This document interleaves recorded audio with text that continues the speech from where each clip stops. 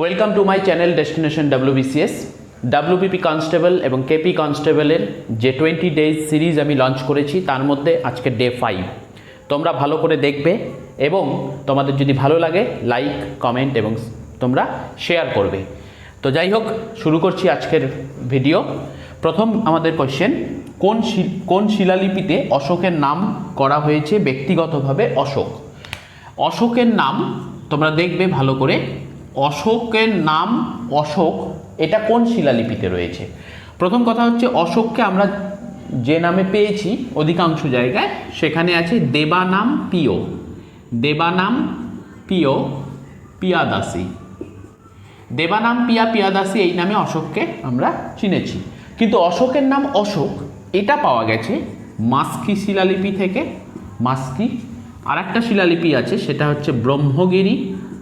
এই মাস্কি এবং ব্রহ্মগিরি এই দুটো শিলালিপি হচ্ছে কর্ণাটকে, এই দুটো শিলালিপি কর্ণাটকে অবস্থিত। এই দুটো শিলালিপি থেকে অশোকের নাম অশোক এটা জানা গেছে। এর বাইরে আরও দুটো শিলালিপি আছে, একটা মধ্যপ্রদেশ একটা অন্ধ্রপ্রদেশ। ওই দুই জায়গাতে কিন্তু অশোকের নাম অশোক রয়েছে। তো সেটা কোথায় রয়েছে? একটা হচ্ছে তোমাদের গুর্জরা, একটা হচ্ছে গুর্জরা এটা মধ্যপ্রদেশ, আর একটা যেটা রয়েছে সেটা হচ্ছে নেত্তুর বা নেতুর এটা অন্ধ্রপ্রদেশ। এই চারটে শিলালিপি থেকে জানা যায় যে অশোকের নাম অশোক।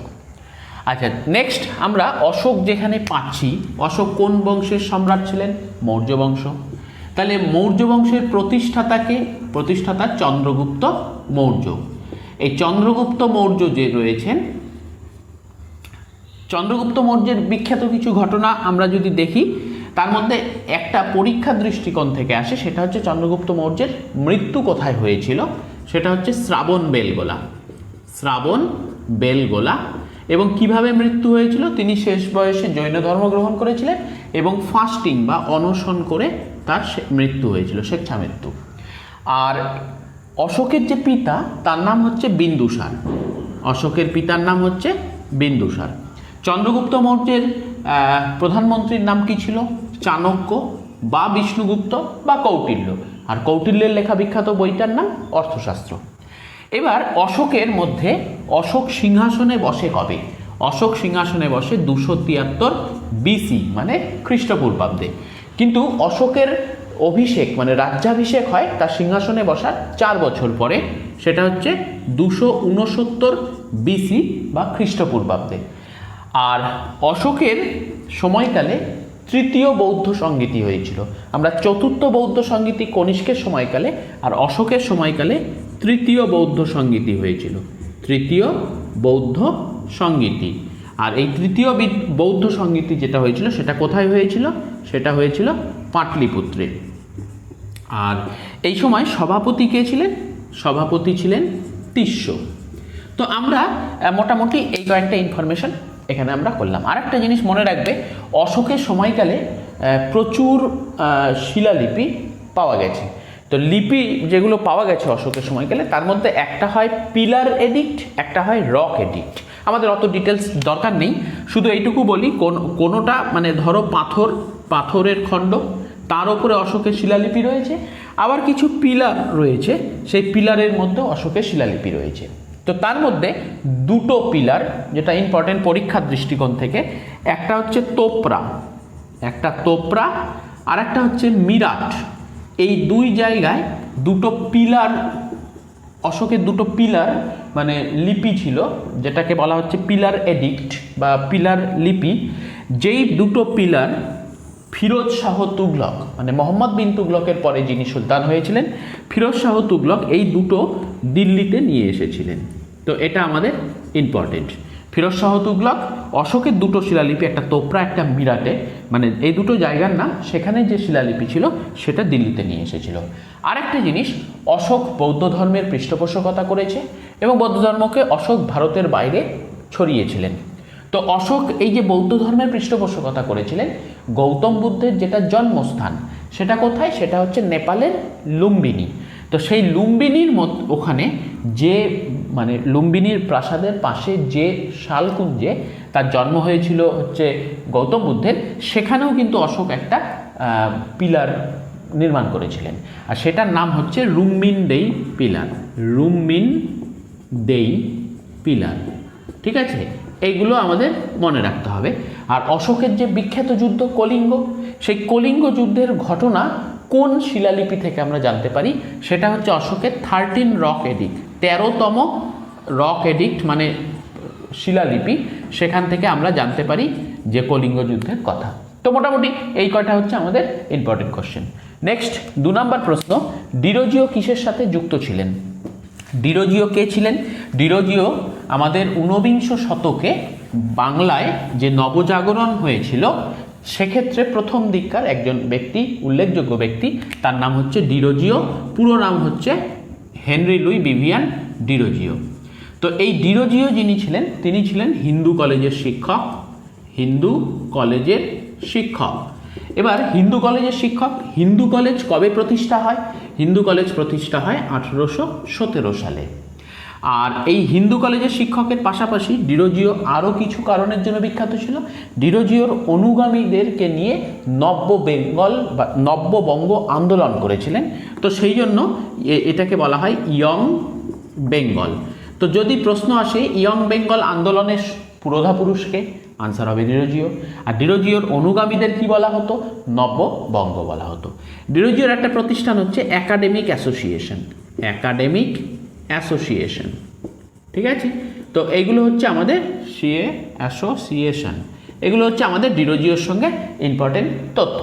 এছাড়া ডিরোজিওর লেখা কিছু আছে, তার মধ্যে একটা গুরুত্বপূর্ণ ডিরোজিওর লেখা হচ্ছে ফকির অফ জাঙ্গিরা।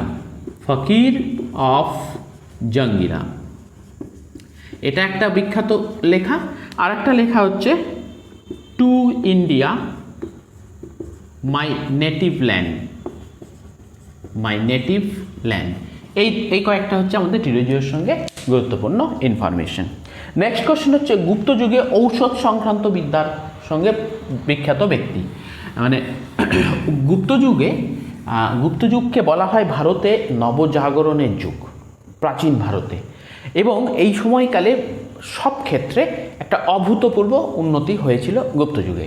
তো আমরা গুপ্তযুগে মেডিসিনের সাথে জড়িত ব্যক্তি যে, তার নাম হচ্ছে চরক। আর এই চরকের লেখা বইটার নাম হচ্ছে চরক সংহিতা, ঠিক আছে? তো এবার এখানে আমরা আরও কিছু এক্সট্রা ইনফরমেশন দেব। যেহেতু গুপ্তযুগের সবচেয়ে গুরুত্বপূর্ণ রাজাকে, সেটা হচ্ছে দ্বিতীয় চন্দ্রগুপ্ত। কি নাম? দ্বিতীয় চন্দ্রগুপ্ত। এবার তোমরা দেখো দ্বিতীয় চন্দ্রগুপ্তের উপাধি কী ছিল? একটা উপাধি ছিল বিক্রমাদিত্য, আর একটা উপাধি ছিল শকারি। শকারি উপাধি কেন ধারণ করেছিল? তিনি শকদের পরাজিত করেছিলেন। আর এই শকদের পরাজিত করার পর তিনি তার রাজধানী নিয়ে যান কোথায়? উজ্জয়িনীতে। মধ্যপ্রদেশে আজকের দিনে উজ্জয়িনী অবস্থিত। উজ্জয়িনী কোন নদীর তীরে? উজ্জয়িনী হচ্ছে শিপ্রা নদীর তীরে, ঠিক আছে? এটা মাথায় রাখবে। তো তাহলে দ্বিতীয় চন্দ্রগুপ্তের রাজধানী উপাধি ছিল বিক্রমাদিত্য এবং শকারি, দুটো উপাধি। আর উজ্জয়িনীতে তার রাজধানী ছিল, আর একটা রাজধানী ছিল তার পাটলিপুত্রে। তাহলে এর কটা রাজধানী ছিল? দুটো রাজধানী ছিল। আর দ্বিতীয় চন্দ্রগুপ্তের রাজসভায় কী ছিল? নবরত্ন ছিল, ঠিক আছে? তার মধ্যে আমরা বিখ্যাত ব্যক্তি কাকে পাবো? কালিদাস। 2 নম্বর পাবো অমর সিংহ। এই অমর সিংহের লেখা বইটার নাম হচ্ছে অমর কোষ। আর অমর সিংহ কে ছিলেন? লেক্সিকোগ্রাফার, মানে ওই ডিকশনারি লেখেন যারা, তাদের লেক্সিকোগ্রাফার বলে। সংস্কৃত ডিকশনারি লিখেছিল, সেইটার নাম হচ্ছে অমর কোষ। আচ্ছা, আর কে ছিলেন? আর ছিলেন ধন্বন্তরী। ধন্বন্তরী কী জন্য বিখ্যাত? ধন্বন্তরী ছিলেন চিকিৎসক। আর কে ছিলেন? বরাহ মিহির। বরাহ মিহির কে ছিলেন? গণিতজ্ঞ এবং জ্যোতির্বিজ্ঞানী। গণিতজ্ঞ আর জ্যোতির্বিজ্ঞানী। এছাড়াও আরও অনেকে ছিলেন, 9 জন মোট ছিলেন, যেরকম শঙ্কু আছে, ঘটকপর আছে, আরও এরকম 9 জন বিখ্যাত ব্যক্তি। দ্বিতীয় চন্দ্রগুপ্ত ছাড়া আর কে গুরুত্বপূর্ণ রাজা ছিলেন? আর ছিলেন সমুদ্রগুপ্ত। সমুদ্রগুপ্তের বিখ্যাত উপাধি কী ছিল? সমুদ্রগুপ্তের উপাধি ছিল ভারতের নেপোলিয়ান। ওকে ভারতের নেপোলিয়ান বলা হতো সমুদ্রগুপ্তকে, তিনি প্রচুর স্থান দখল করেছিলেন সেই জন্য। আর সমুদ্রগুপ্তের ওপরে একটা কোশ্চেন পরীক্ষায় আসে, সেটা হচ্ছে বীণা বাদনরত মুদ্রা, মানে কোন সম্রাটের মানে মুদ্রায় তাকে বিনা বাদনরত অবস্থায় দেখা গেছে। আনসারটা হবে সমুদ্রগুপ্ত। আচ্ছা, নেক্সট আমরা এই বংশেরই আরেকজন রাজা, তার নাম হচ্ছে স্কন্দগুপ্ত। স্কন্দগুপ্তের ইম্পর্টেন্ট টপিক কি আছে? তাকে বলা হয় ভারতের রক্ষাকারী। ভারতের রক্ষাকারী। কেন ভারতের রক্ষাকারী বলা হয়?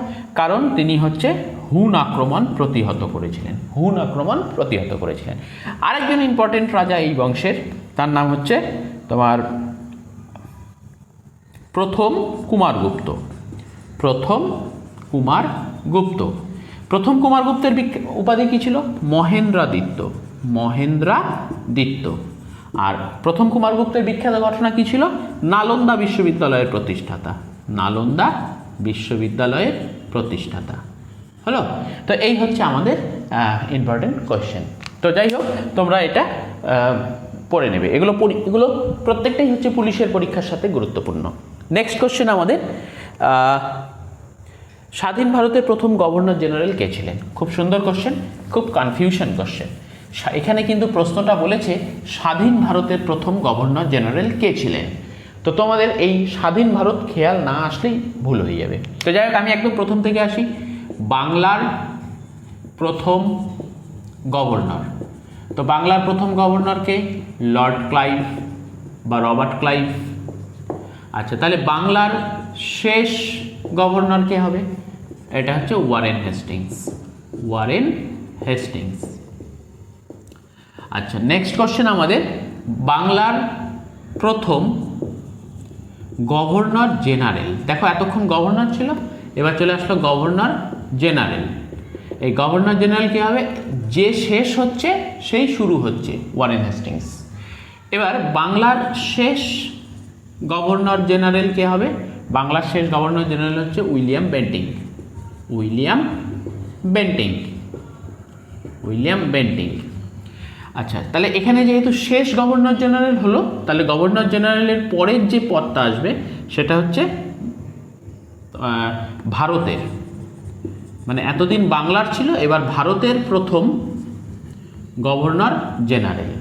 ভারতের প্রথম গভর্নর জেনারেল কে হবে? William Bentinck. এবার ভারতের শেষ গভর্নর জেনারেল কে হবে? লর্ড ক্যানিং।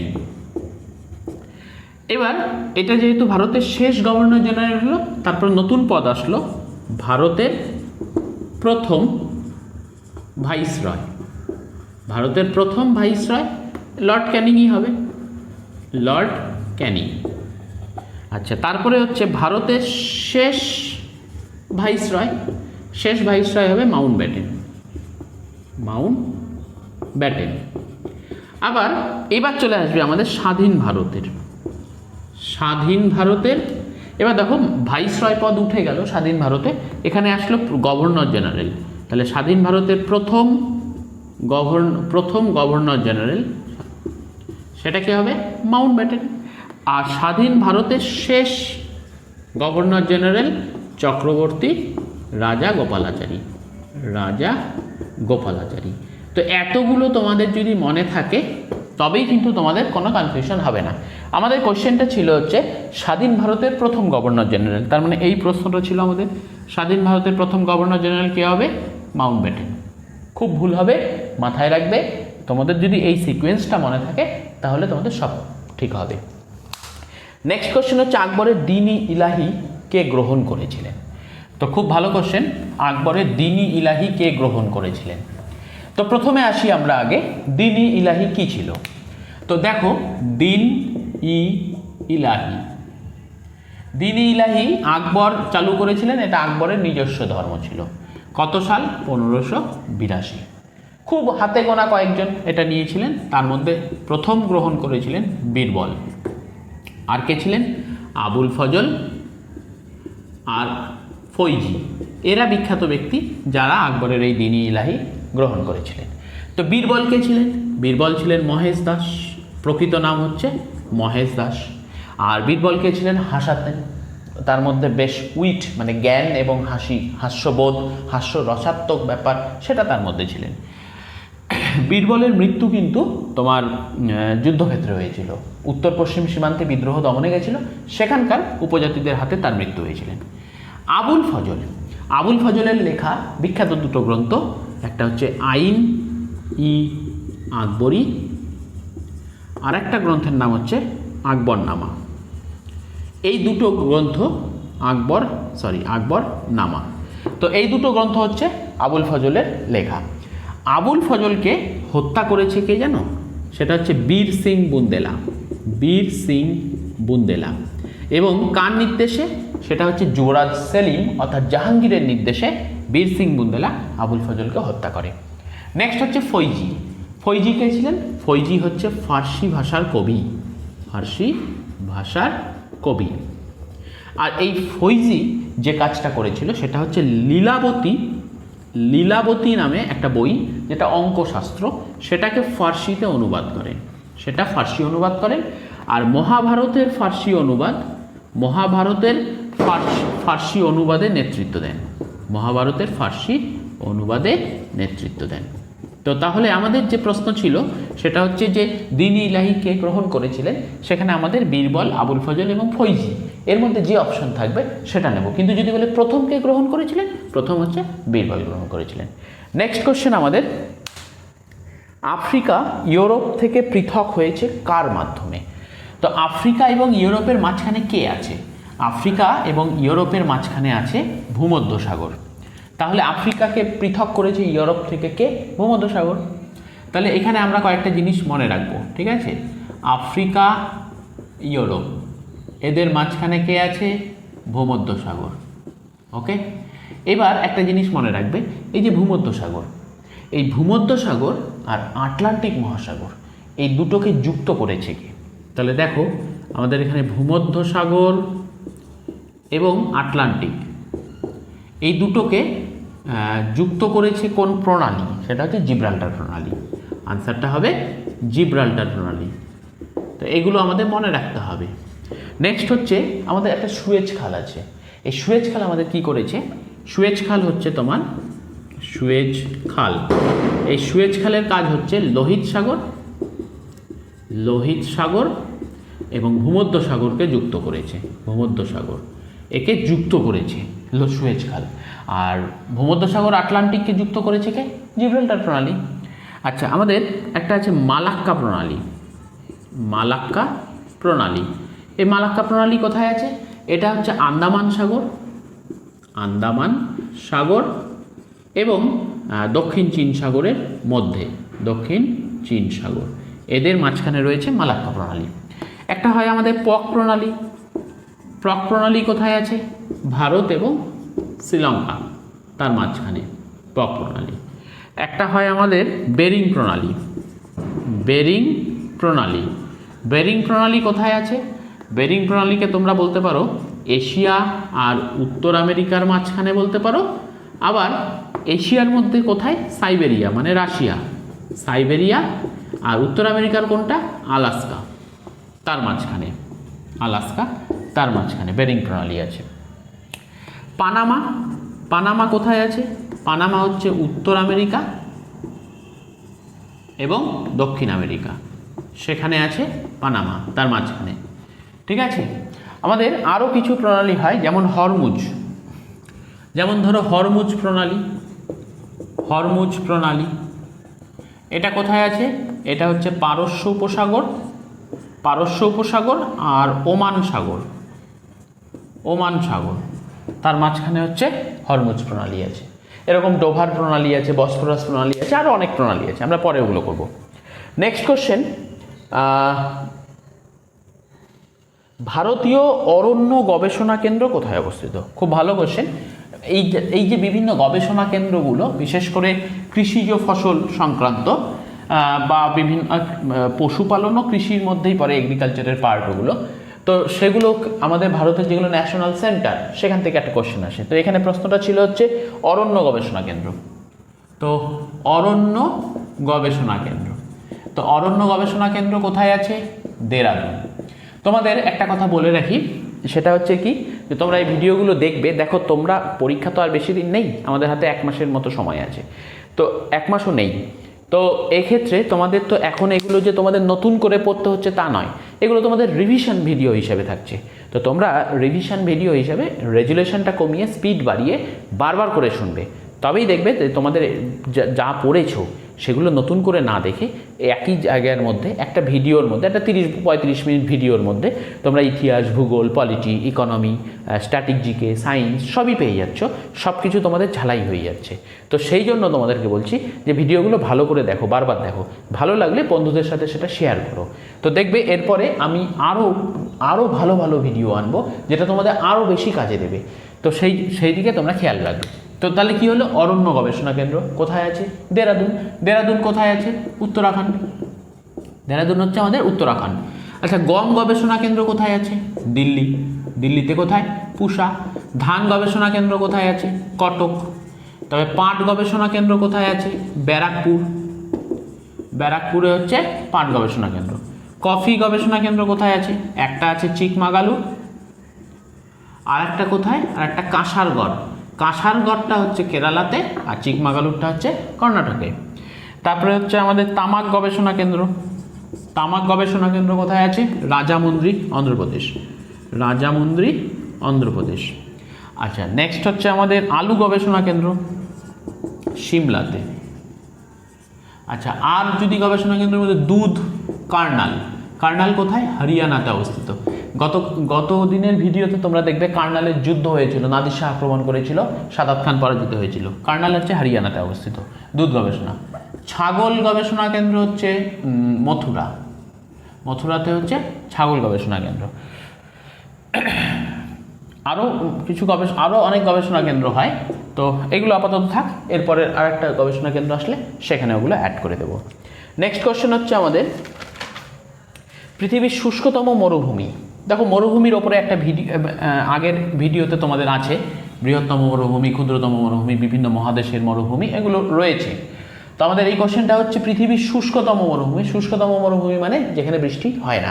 প্রথমে তোমাদের একটা কনফিউশন দূর করি, মরুভূমি মানে শুধু বালি তা নয়। মরুভূমির ডেফিনিশন হচ্ছে যেখানে বৃষ্টির তুলনায় বাষ্পায়ন বেশি হয়, অর্থাৎ যেখানে বৃষ্টি কম হয়, বাষ্পীভবন বেশি হয়, সেটাকে কিন্তু মরুভূমি বলে। অর্থাৎ বরফের মরুভূমি হতে পারে, শুধু বালু দিয়ে মরুভূমি হবে তা নয়, বরফেরও মরুভূমি হতে পারে। যাই হোক, প্রশ্নটা হচ্ছে পৃথিবীর শুষ্কতম মরুভূমি। তো পৃথিবীর শুষ্কতম মরুভূমি হচ্ছে আটাকামা। আটাকামা মরুভূমি, এটা হচ্ছে দক্ষিণ আমেরিকা। ঠিক আছে, তো পৃথিবীর শুষ্কতম মরুভূমি হচ্ছে আটাকামা মরুভূমি, দক্ষিণ আমেরিকা। বৃহত্তম মরুভূমি আবার শীতল, বৃহত্তম শীতল মরুভূমি হচ্ছে তোমার আন্টার্কটিকা। এই দেখো, আন্টার্কটিকা বরফ কিন্তু মরুভূমি। ঠিক আছে, বৃষ্টি কম হয়, বাষ্পায়ন বেশি হয়, বৃষ্টি হয় না বললেই চলে। তারপরে হচ্ছে বৃহত্তম উষ্ণ মরুভূমি, বৃহত্তম এবং উষ্ণ, এটা ছিল শুষ্কতম। আর এবার উষ্ণ বললে সেটা হয়ে যাবে আমাদের সাহারা, আফ্রিকা মহাদেশ। আর যদি বলে বৃহত্তম বালুময়, প্রচুর বালু রয়েছে, মানে সাহারা এটাও বালু মরুভূমি, আটাকামাও বালু মরুভূমি, কিন্তু তার থেকেও বেশি বালু রয়েছে, সেটা হবে হচ্ছে রাব এল খালি। আর যদি তোমাদের প্রশ্ন দেয় যে বৃহত্তম লবণ মরুভূমি কোনটা, এটা আমাদের ভারতে। ঠিক আছে, এটা আমাদের ভারতে অবস্থিত হোয়াইট সল্ট ডেজার্ট। বলতে পারবে হোয়াইট সল্ট ডেজার্ট কোথায় অবস্থিত? এটা হচ্ছে আমাদের গুজরাট হলে কোন জায়গা হবে? গুজরাট হলে গুজরাটের কচ্ছ, সেটা হচ্ছে আমাদের হোয়াইট সল্ট ডেজার্ট।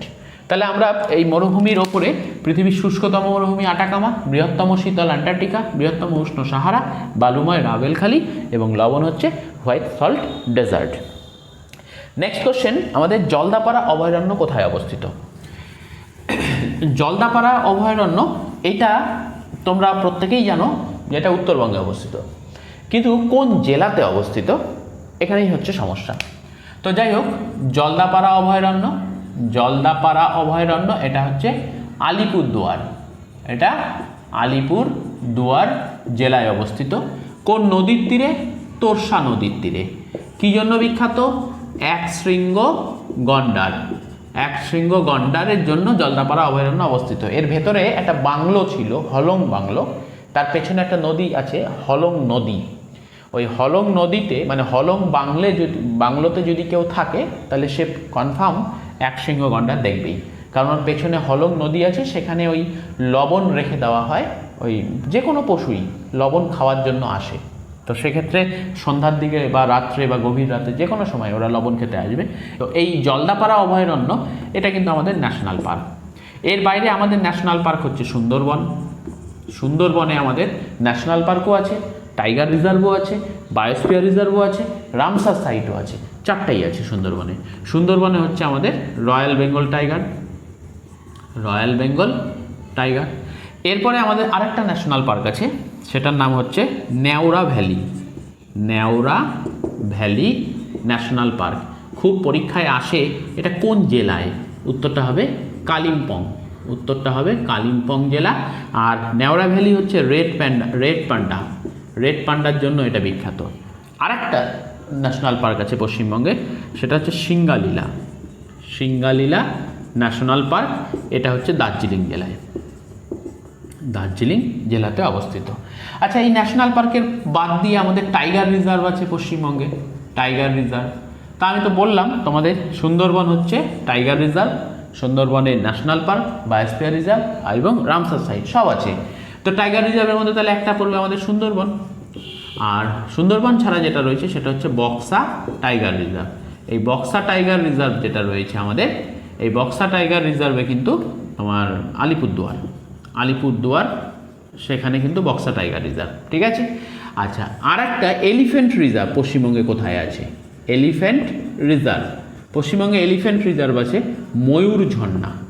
ময়ূর ঝর্ণা, এখানে এলিফ্যান্ট রিজার্ভ আছে। ময়ূর ঝর্ণা কোথায় অবস্থিত? পশ্চিম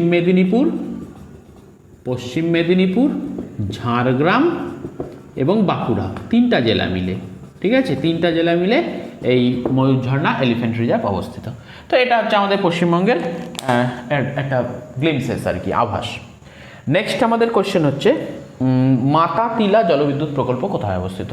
একেবারেই তোমার আননোন একটা কোশ্চেন, প্রিভিয়াস ইয়ারে এসছে তাই আলোচনায় নিয়ে এসছি। হ্যাঁ, এই ধরনের প্রশ্ন আসলে পারার কথাই নয়, কেউই পারবে না, কোনো পরীক্ষাতেই পারবে না।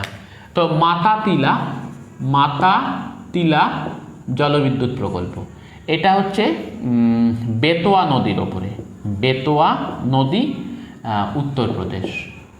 নদী উত্তরপ্রদেশে মাতাতিলা জলবিদ্যুৎ কেন্দ্র। এবার এখান থেকে কিছু কোশ্চেন।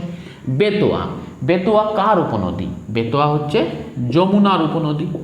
তো যমুনার উপনদী কি? চম্বল, বেতোয়া, কেন আর হচ্ছে সিন্ধু নয় কিন্তু সিন্ধ, এই চারটা হচ্ছে যমুনার উপনদী। তার মধ্যে চম্বল হচ্ছে বৃহত্তম উপনদী। এই চম্বলে আবার তোমরা বেশ কয়েকটা প্রকল্প রয়েছে, তার মধ্যে একটা হচ্ছে মহাত্মা গান্ধী প্রকল্প, একটা হচ্ছে জওহর সাগর, একটা হচ্ছে রানা প্রতাপ সাগর, এগুলো কিন্তু পরীক্ষায় আসে। আর একটা হচ্ছে কোটা ব্যারেজ, এইগুলো কিন্তু পরীক্ষায় আসে। চম্বলের ওপরে যে এই চারটে প্রজেক্ট কিন্তু পরীক্ষায় আসে। তো যাই হোক, এর মধ্যে মহাত্মা গান্ধী যেটা, এটা মধ্যপ্রদেশ, আর বাকি তিনটা কিন্তু রাজস্থানে অবস্থিত। যাই হোক, আমাদের কোশ্চেন কী ছিল? মাতাতিলা জলবিদ্যুৎ প্রকল্প কোন নদীর ওপরে? উত্তরটা হবে বেতোয়া, উত্তরপ্রদেশ। আর বেতোয়া হচ্ছে যমুনার উপনদী, ঠিক আছে। আচ্ছা, উত্তরপ্রদেশে আমাদের একটা বিখ্যাত এই জলপ্রপাত সংক্রান্ত একটা বিখ্যাত জিনিস আছে, সেটা হচ্ছে গোবিন্দ বল্লভ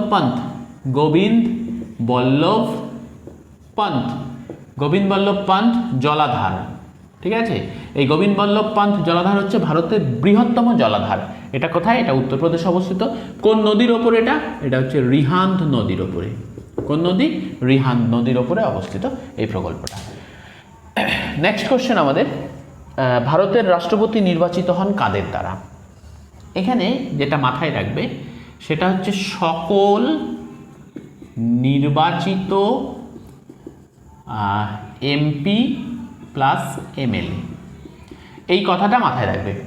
সকল নির্বাচিত, এই নির্বাচিত শব্দটা কিন্তু রাখতে হবে। ইলেক্টেড, সকল ইলেক্টেড এমপি এবং এমএলএদের মাধ্যমে। আচ্ছা, প্রশ্ন হচ্ছে এমএলএ কারা? এমএলএ মানে হচ্ছে বিধানসভার সদস্য।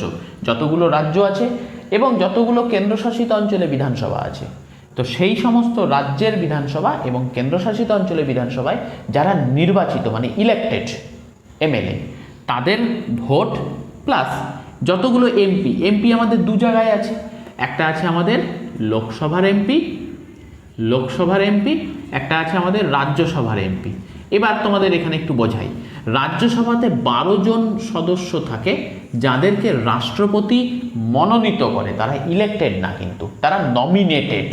তো ওই নমিনেটেড ক্যান্ডিডেট কিন্তু ভোট দেয় না রাষ্ট্রপতি ইলেকশনে, তো এই জন্যই বলা হচ্ছে নির্বাচিত সদস্য। ঠিক আছে, তাহলে লোকসভার যতজন সদস্য ইলেক্টেড মানে ভোটে জিতে এসছে এবং রাজ্যসভার যতজন সদস্য ভোটে জিতে এসছে তারা প্রত্যেকে ভোট দেবে রাষ্ট্রপতি নির্বাচনে, প্লাস রাজ্যের যে বিধানসভা আছে সে বা কেন্দ্রশাসিত রাজ্য বা কেন্দ্রশাসিত অঞ্চল যেখানে বিধানসভা আছে তাদের যে সমস্ত সদস্য ভোটে জিতে এসেছেন তারা প্রত্যেকে রাষ্ট্রপতি ইলেকশনে ভোট দেবে। তো এটা হচ্ছে রাষ্ট্রপতিকে নির্বাচিত করা। কিন্তু রাষ্ট্রপতিকে যদি পদচ্যুত করতে হয় মানে ইমপিচ করতে হয়, মানে রাষ্ট্রপতিকে তার ক্ষমতা থেকে যদি সরাতে হয়, তখন কিন্তু এমএলএ লাগে না, তখন শুধু এমপিরা ভোট দেবে। আর ওখানে নির্বাচিত কথাটাও থাকবে না, ওখানে শুধু থাকবে অল এমপি, সমস্ত এমপিরা, অর্থাৎ লোকসভা এবং রাজ্যসভা মানে সমস্ত মেম্বার অফ পার্লামেন্ট তারা শুধুমাত্র ভোট দেবে, সেখানে কিন্তু রাজ্যের এমএলএদেরকে ডাকা হয় না। ঠিক আছে, এটা মাথায় রাখবে।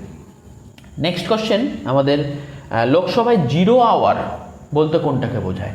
এটা একটু কঠিন কোশ্চেন, একটু ভেতর থেকে কোশ্চেন। লোকসভায় 0 আওয়ার বলতে কি বোঝায়? দেখো, লোকসভায় না আমাদের যারা মেম্বার হয় তারা যখন জিতে লোকসভায় যায়, তারপরে লোকসভায় বছরে 3টে অধিবেশন হয়, এটাকে বলা হচ্ছে সেশন। কথাটা ভালো করে বুঝবে। লোকসভা লিখবো না, পার্লামেন্ট লিখলাম, মানে লোকসভা বিধানসভা একসাথে, লোকসভা এবং রাজ্যসভা একসাথে। ঠিক আছে, পার্লামেন্টে 3টে সেশন হয়, 3টা সেশন। প্রথম সেশন যেটা হবে সেটাকে বলে বাজেট সেশন, তারপরে সেশন যেটা হবে সেটাকে বলে বাদল সেশন, আর তারপরে যেটা হবে সেটাকে বলে শীতকালীন সেশন। তো সেশনকে বাংলায় বলে অধিবেশন। তো বাজেট অধিবেশন, বাদল অধিবেশন আর শীতকালীন অধিবেশন। বাজেট অধিবেশন যেটা হয় এটা শুরু হবে ফেব্রুয়ারি মাস থেকে, ফেব্রুয়ারি, মার্চ, এপ্রিল, মে, 4 মাস ধরে হবে, ফেব্রুয়ারি থেকে মে মাস পর্যন্ত। তারপরে 1 মাস রেস্ট, জুন মাস রেস্ট। জুলাই মাস থেকে জুলাই, আগস্ট, সেপ্টেম্বর 3 মাস হবে হচ্ছে বাদল অধিবেশন। আবার সেপ্টেম্বরের পরে 1 মাস রেস্ট, অক্টোবর, আর এটা হবে নভেম্বর, ডিসেম্বর হচ্ছে শীতকালীন অধিবেশন। ডিসেম্বরের পরে 1 মাস রেস্ট, জানুয়ারি, আবার ফেব্রুয়ারি থেকে শুরু হয়। তো এটা অধিবেশন সব থেকে বড় হয়। অধিবেশনের পরে যেটা আসে সেটা হচ্ছে মিটিং এবং সিটিং। এই যে মিটিং এবং সিটিং, এখানেই হচ্ছে আমাদের প্রশ্নটা। তাহলে এবার ধরো এই যে এখানে যে 4 মাস ধরে অধিবেশনটা চলছে, প্রতিদিন বসে, কখন বসে? 11টার সময় বসে, সকাল 11টায়। এবার এই সকাল 11টায় যে বসলো, 11টা থেকে 12টা পর্যন্ত সময়কে বলে প্রশ্নোত্তর পর্ব। কি বলা হয়? প্রশ্নোত্তর পর্ব। এখানে এটাকে বলে কোয়েশ্চেন আওয়ার। তো পার্লামেন্টের যারা সদস্য তারা প্রশ্ন করে, কাকে প্রশ্ন করে? সংশ্লিষ্ট দপ্তরের মন্ত্রীকে, যে আমাদের মানে তার যেটা জানতে ইচ্ছা হয় সেই জিনিসটাই সে মন্ত্রীকে প্রশ্ন করে, মন্ত্রী সেটার উত্তর দেয়। এই উত্তরটা মানে মন্ত্রীকে প্রশ্ন করা এবং তার উত্তর মন্ত্রী যে দেবে, এটা 3 রকম প্রশ্ন হয়। একটা প্রশ্ন হয় হচ্ছে স্টার চিহ্ন দেওয়া থাকে, একটা স্টার চিহ্ন ছাড়া, আর একটা শর্ট নোটিশ। আমি অত ডিটেলসে যাচ্ছি না, ঠিক আছে? তো এরকম প্রশ্ন থাকে। তো সেই প্রশ্নোত্তর পর্ব যেটা হয় আমাদের, সেটা হচ্ছে সকাল 11টা থেকে 12টা পর্যন্ত। আমরা দেখো ঘড়িতে যখন দেখি, ডিজিটাল ঘড়ি যেগুলো হয়, বা 11:59 এরকম করে লেখা থাকে, 11:59। তারপরে যখন 12টা হয় তখন কিন্তু 00, সব 00 থাকে সব। তারপরে কি হয়? 0001, 1 মিনিট বা 1 সেকেন্ড, যাই হোক। তাহলে 0 আওয়ার বলতে আমাদের 12টার সময়কালটাকে বলা হয় 0 আওয়ার। তাহলে 0 আওয়ার মানে প্রশ্নোত্তর পর্বের পরে আসে আমাদের 0 আওয়ার।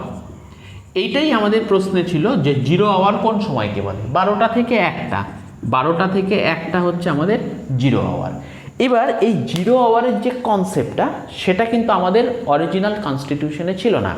এবার দেখো পার্লামেন্ট চলে 3টে জিনিসের ওপরে, একটা হচ্ছে সংবিধান, 2 নাম্বার হচ্ছে কিছু ট্র্যাডিশন থাকে পার্লামেন্টে, মানে আগে এটা হয়ে এসছে অতএব এখনও হোক।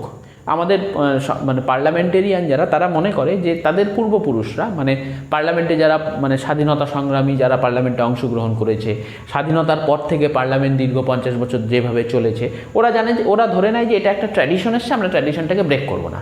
তো পার্লামেন্ট ওই ট্র্যাডিশনের ওপরও অনেক সময় চলে অনেক কিছু। আর একটা জিনিসের উপরে চলে, তোমরা যদি পার্লামেন্টের সেশন সংসদ টিভিতে দেখে থাকো দেখবে স্পিকারের হাতে একটা ছোট্ট বই থাকে এবং মাঝে মাঝে স্পিকার সেই বই তুলে রুল নাম্বার এত বলে স্পিকার কিন্তু ওটার সম্পর্কে বলে এবং বাকিরাও সেটা অনেক সময় দেখে। ওই যে বইটা ওইটাকে বলা হয় রুলস অফ প্রসিডিওর। এই রুলস অফ প্রসিডিওরে লেখা আছে পার্লামেন্ট কিভাবে চলবে এবং স্পিকার পার্লামেন্টকে কিভাবে চালাবে।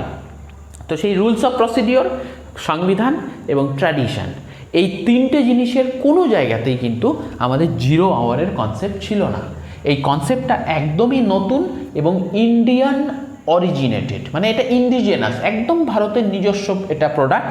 এটা কিন্তু ভারত কোনো দেশকে কপি করেনি বা কোনো কিছু থেকে আনেনি। তো এই 0 আওয়ারের কনসেপ্ট আমাদের 1962 সালে চালু হয়। 0 আওয়ার 1 ঘন্টা সময় 12টা থেকে 1টা মোটামুটিভাবে। আর এই 0 আওয়ারের মূল বিশেষত্ব হচ্ছে যে এটা একদম ফ্রি, মানে এটা স্লগ ওভার, মানে এখানে বোলারকে ব্যাটসম্যানকে দেখা হয় না, মানে একদম আন্ধাধুন মানে ব্যাটিং করা হয় আর কি। মানে তুমি একজন সদস্য তার যে কোনো প্রশ্ন ইচ্ছা হলে সে প্রশ্ন করতে পারে। কাকে করতে পারে? মন্ত্রীকে। তো এই ক্ষেত্রে তার আগে স্পিকারের কাছে একটা মানে করতে হয়, আবেদন থাকে। স্পিকার সেই হিসাবে সিলেক্ট করে যে ঠিক আছে 0 আওয়ারে এতজনকে কোশ্চেন করতে দেওয়া হবে। স্পিকার এক একজনের নাম বলবে এবং সে সেই অনুযায়ী প্রশ্ন করবে। তো যাই হোক, এটা হচ্ছে আমাদের 0 আওয়ার। নেক্সট কোশ্চেন আমাদের সেটা হচ্ছে প্যালিওন্টোলজি কী জিনিস। প্যালিওন্টোলজি কী জিনিস সেটা দেখো, মানে আমাদের কিছু পড়াশোনা বা স্টাডি থাকে সেগুলোর মধ্যে যাচ্ছি। তো প্যালিওন্টোলজি হচ্ছে অন্টোলজি, এটা হচ্ছে জীবাশ্ম বিষয়ক পড়াশোনা। জীবাশ্ম বিষয়ক পড়াশোনা সেটাকে বলা হয় হচ্ছে বিদ্যা। জীবাশ্ম বিষয়ক বিদ্যাকে বলা হয় হচ্ছে প্যালিওন্টোলজি। তো এই প্যালিওন্টোলজি, ফাদার অফ প্যালিওন্টোলজি হচ্ছে লিওনার্দো দা ভিঞ্চি। মাথায় রাখবে, ফাদার অফ প্যালিওন্টোলজি, জীবাশ্ম বিষয়ক বিদ্যার জনক হচ্ছে লিওনার্দো দা ভিঞ্চি। তা আমাদের প্রশ্ন ছিল প্যালিওন্টোলজি কি বিষয়ক, সেটা কিন্তু জীবাশ্ম বিষয়ক বিদ্যাকে বলা হয় প্যালিওন্টোলজি। এরকম আমাদের অনেক থাকে, যেমন ধরো ওডোন্টোলজি, এটা হচ্ছে দাঁত বিষয়ক বিদ্যা। তারপরে ধরো হচ্ছে ওডোন্টোলজি হলো অর্নিথোলজি হচ্ছে পাখি সংক্রান্ত বিদ্যা। অপথ্যালমোলজি এটা হচ্ছে তোমাদের চোখ সংক্রান্ত বিদ্যা। তারপরে হচ্ছে তোমার অপথ্যালমোলজি।